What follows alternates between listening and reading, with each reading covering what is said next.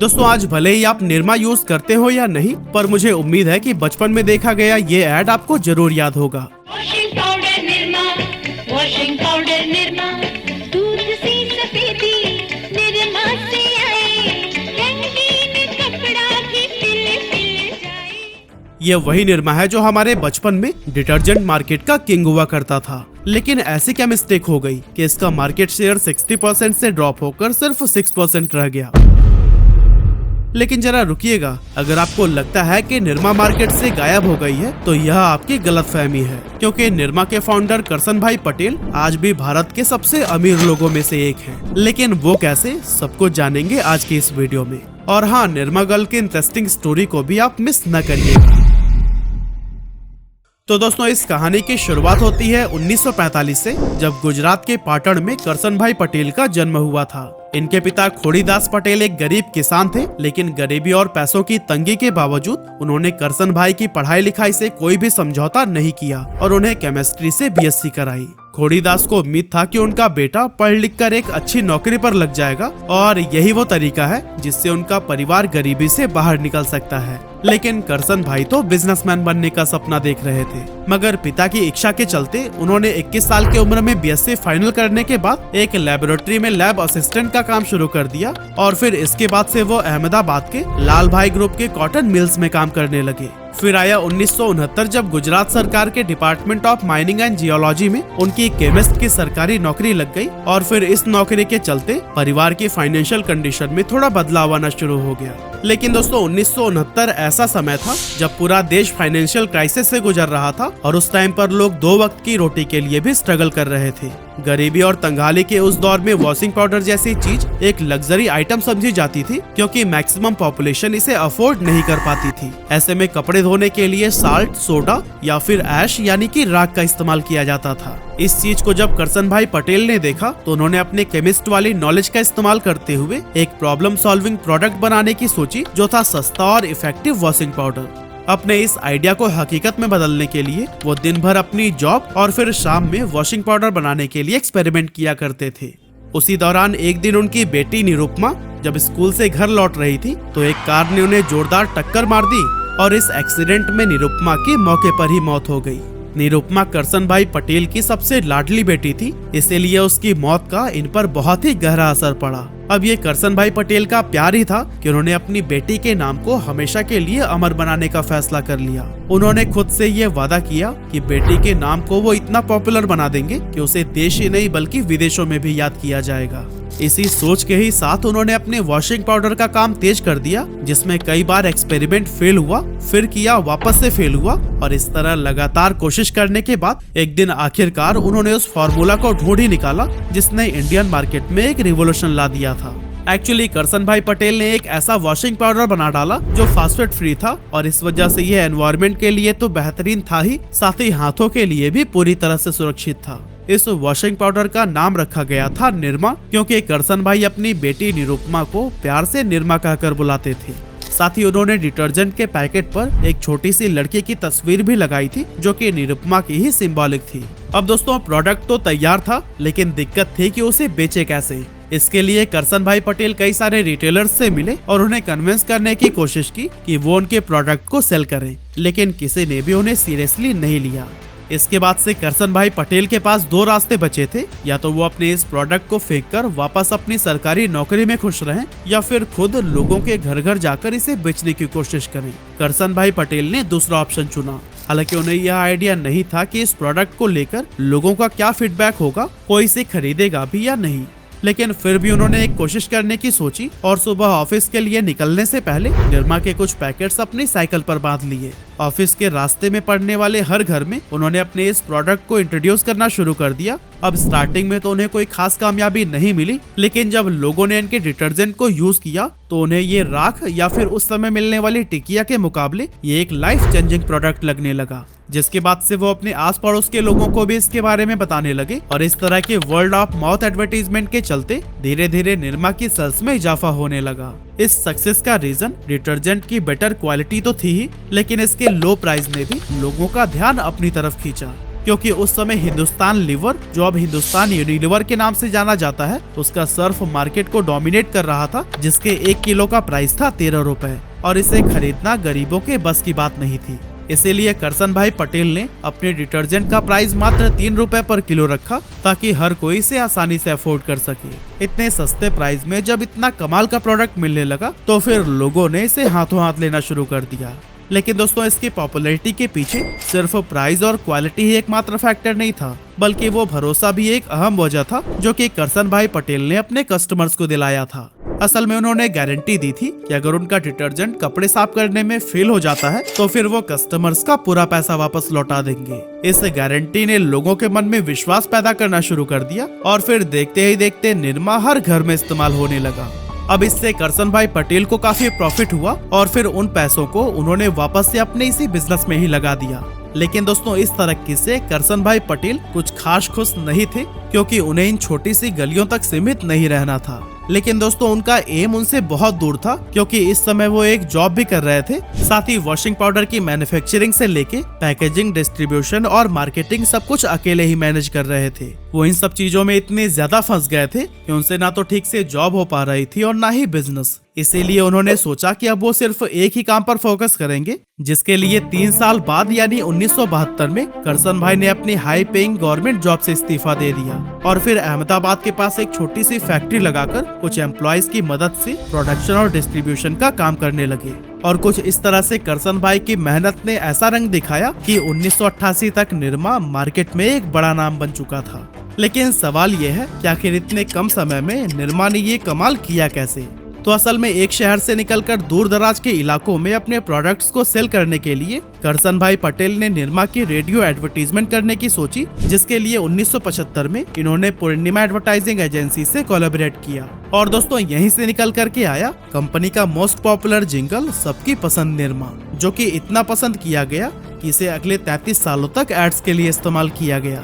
इस radio add की वजह से गुजरात के बाहर भी निरमा को पहचान मिलने लगी, लेकिन इसके बावजूद सर्फ की पॉपुलैरिटी के आगे वो ज्यादा साइन नहीं कर सकी। इधर शॉपकीपर्स को भी चिंता रहती थी कि अगर वो निरमा का स्टॉक उठाते हैं तो वो कहीं दुकान में अनसोल्ड न रह जाए, क्योंकि सर्फ मार्केट में अपना एक अलग ही प्रेजेंस बना चुका था। वहीं निरमा के बारे में बहुत ही कम लोग जानते थे, इसीलिए दुकानदार निरमा को कभी भी माल का पूरा पेमेंट नहीं करते थे, जिससे कंपनी को भारी नुकसान होने लगा। 1982 में तो करसन भाई पटेल को यह लगने लगा कि वह अब बैंकरप्ट हो जाएंगे और फिर इस सिचुएशन में वो सोचने लगे कि आखिर वो ऐसा क्या करें कि दुकानदार फुल पेमेंट करके उनके प्रोडक्ट को खरीदे। बहुत सोचने के बाद उन्हें एक जबरदस्त आइडिया आया और उन्होंने मार्केट में मौजूद निरमा के 90% स्टॉक को वापस मंगवा लिया। इसके बाद से कंपनी ने सबकी पसंद निरमा का अपना पहला टीवी एड जारी किया और इस एड में हेमा, रेखा, जया और सुषमा जैसे कैरेक्टर्स को डाल के कंपनी ने सीधे फीमेल ऑडियंस को टारगेट किया, जिसकी वजह से ये एड कैंपेन काफी सक्सेसफुल रहा। ये कॉमर्शियल्स लोगों को इतना पसंद आया कि अगले ही दिन से दुकानों पर निरमा मांगने वालों की भीड़ बढ़ने लगी, लेकिन हर बार उन्हें निराश होकर ही लौटना पड़ता था, क्योंकि स्टॉक तो था ही नहीं। इधर दुकानदार भी परेशान हो गए कि आखिर वो कैसे जल्दी से जल्दी निरमा को रीस्टॉक करें। करसन भाई पटेल की इस स्ट्रैटेजी ने खूब कमाल दिखाया, क्योंकि रोज रोज निरमा की बढ़ती मांग की वजह से वही दुकानदार जो पहले उधार लेकर भी निरमा को अपनी शॉप में रखने से आनाकानी करते थे, वो एडवांस पेमेंट देकर उन्हें रीस्टॉक करने लगे। इससे कंपनी को बहुत ही ज्यादा प्रॉफिट हुआ और निरमा का फाइनेंस स्ट्रांग होने के साथ साथ मार्केट में पॉपुलैरिटी भी काफी इंक्रीज हो गई। लेकिन दोस्तों, जब 1969 में निरमा को लो इनकम मार्केट में इंट्रोड्यूस किया गया, उस समय तक हिंदुस्तान यूनिलीवर प्रीमियम मार्केट में अपना मोनोपोली क्रिएट कर चुका था। इसी वजह से हिंदुस्तान यूनिलीवर के सीनियर एग्जीक्यूटिव्स ने निरमा को अपना कॉम्पिटिटर मानने से ही इनकार कर दिया। उनका मानना था कि ये लो इनकम मार्केट हमारा नहीं है और हम निरमा के टारगेट ऑडियंस तक नहीं जाना चाहते हैं। लेकिन जब जल्दी उन्होंने निरमा की सक्सेस देखी तो उन्हें ये समझ आ गया था कि ये ब्रांड उनके लिए एक बड़ा खतरा बन सकता है। इसीलिए हिंदुस्तान यूनिलीवर ने सोचा कि हम अपने प्रोडक्ट का प्राइस निरमा तक तो कम नहीं कर सकते, लेकिन क्यों ना लोगों के दिमाग में ये बात डाल दी जाए कि हर सस्ती चीज अच्छी नहीं होती है। इसीलिए हिंदुस्तान यूनिलीवर ने उस समय की फेमस टीवी एक्ट्रेस कविता चौधरी से ऐड कराई, जो कहती हैं कि सस्ती चीज खरीदने में और अच्छी चीज खरीदने में फर्क होता है। इस ऐड के जरिए हिंदुस्तान यूनिलीवर बताना चाहता था कि भले ही उनका सर्फ निरमा से महंगा हो, लेकिन मार्केट में तो बेस्ट यही है। पर दोस्तों उस टाइम तक बहुत बड़ी संख्या में लोग निरमा के लॉयल कस्टमर बन चुके थे। ऐसे में इस तरह का एडवर्टीजमेंट उनके माइंडसेट को डाइवर्ट नहीं कर सका। डिटर्जेंट पाउडर मार्केट में मिली सफलता के बाद कंपनी ने अपने प्रोडक्ट पोर्टफोलियो को इंक्रीज करने की सोची, जिसके बाद से 1987 में इसने निरमा डिटर्जेंट केक को भी लॉन्च किया, जो अगेन चीप प्राइस में एक्सीलेंट क्वालिटी प्रोडक्ट था। और दोस्तों अपने इसी तरह के बेहतरीन प्रोडक्ट्स की वजह से साल 1988 आने तक निरमा 60% मार्केट शेयर अपने कब्जे में करके सच में सबकी पसंद निरमा बन गया था।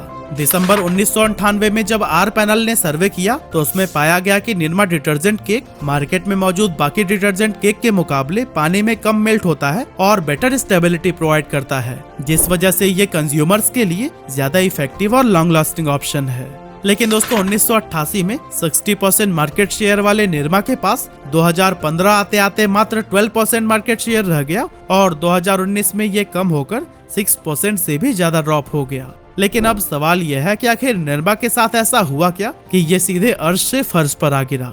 तो असल में दोस्तों जब हिंदुस्तान यूनिलीवर ने देखा कि बहुत कोशिशों के बावजूद निरमा उनसे आगे ही निकलता जा रहा है, तो फिर ऐसे में उन्होंने लो इनकम मार्केट में भी एंटर करने का प्लान बनाया, जिसके बाद 1988 में इसने व्हील डिटर्जेंट पाउडर को इंट्रोड्यूस किया, जो कि निरमा का डायरेक्ट कॉम्पिटिटर था, क्योंकि इसका प्राइस भी निरमा के प्राइस के ही आसपास रखा गया था। हिंदुस्तान यूनिलीवर ने व्हील को इस तरह से एडवर्टाइज किया कि लोग यह समझे कि उनके कोमल हाथों के लिए निरमा अनसेफ है, जबकि व्हील जेंटल प्रोडक्ट। इस तरह से हिंदुस्तान यूनिलीवर ने लो प्राइसिंग और एडवर्टीजमेंट के दम पर कस्टमर्स को अपनी तरफ अट्रैक्ट करने और निरमा से दूर करने की भरपूर कोशिश की।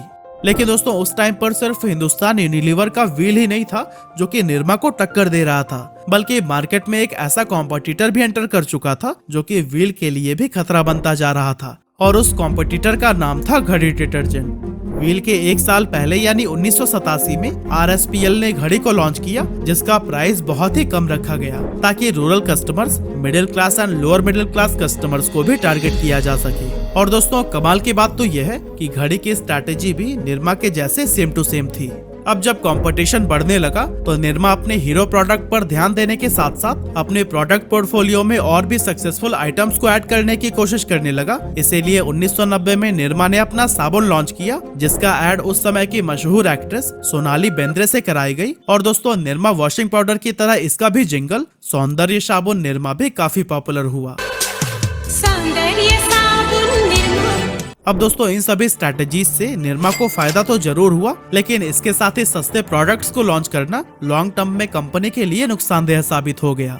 एक्चुअली सस्ते रेट पर कई अलग अलग प्रोडक्ट लॉन्च करने के बाद से मार्केट में निरमा को लेकर एक चीप ब्रांड वाला इमेज बनने लगा, जिससे छुटकारा पाने के लिए करसन भाई ने प्रीमियम सेगमेंट में भी एंटर करने की सोची। और दोस्तों निरमा ने अपने प्रीमियम डिटर्जेंट पाउडर के रूप में सुपर निरमा वॉशिंग पाउडर को इंट्रोड्यूस किया, और सिर्फ 2 साल में ही इसने प्रीमियम मार्केट में भी अपनी पकड़ बनानी शुरू कर दी। इसके बाद से निरमा ने शैम्पू, टूथपेस्ट, शुद्ध नाम के खाने का नमक और इनके ही जैसे और भी कई सारे प्रोडक्ट्स को लॉन्च किया। लेकिन शायद हिंदुस्तान यूनिलीवर ने तो ये सोच रखा था कि चाहे निरमा कुछ भी कर ले, वो उससे अपना खोया हुआ मार्केट शेयर वापस पाके ही रहेगा। इसीलिए लगातार एड कैंपेन और कई तरह के एफर्ट्स के बाद आखिरकार साल 2000 के आसपास व्हील ने निरमा को बीट करके नंबर 1 की पोजीशन हासिल कर ली।